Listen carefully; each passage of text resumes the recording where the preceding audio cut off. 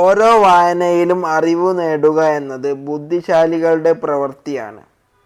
ദുരിതത്തിൽ നിന്ന് പ്രതീക്ഷയിലേക്കുള്ള ഒരു പാലമാണ് സാക്ഷരത. ഹേ all, September 8th, World Literacy Day. Let's see some questions about literacy.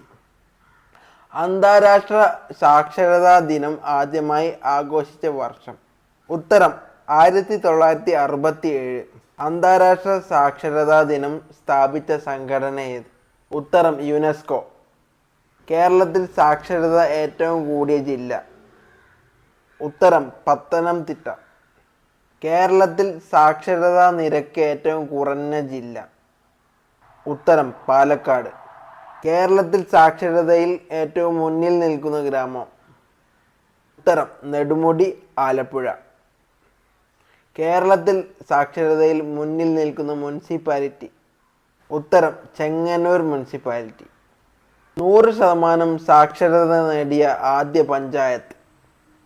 ഉത്തരം കരിവള്ളൂർ പഞ്ചായത്ത്, കണ്ണൂർ.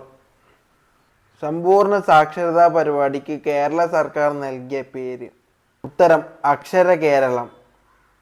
ലോകത്തിൽ വെച്ച് ഏറ്റവും കൂടുതൽ സാക്ഷരത കൈവരിച്ച രാജ്യം? ഉത്തരം റഷ്യ. കേരളം സമ്പൂർണ്ണ സാക്ഷരതാ സംസ്ഥാനമായി പ്രഖ്യാപിക്കപ്പെട്ട വർഷം? ഉത്തരം 1991. സമ്പൂർണ്ണ സാക്ഷരത നേടിയ കേരളത്തിലെ ആദ്യ ജില്ല? ഉത്തരം കോട്ടയം. കേരള സാക്ഷരതയുടെ പിതാവ് എന്നറിയപ്പെടുന്നതാര്? ഉത്തരം ഏലിയാസ് ചവറ കുര്യാക്കോസ്. കേരളത്തിലെ ആദ്യ വിദ്യാഭ്യാസ മന്ത്രി? ഉത്തരം ജോസഫ് മുണ്ടശ്ശേരി.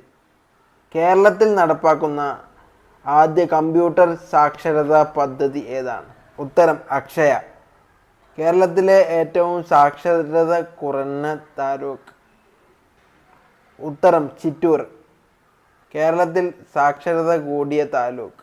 ഉത്തരം മല്ലപ്പള്ളി.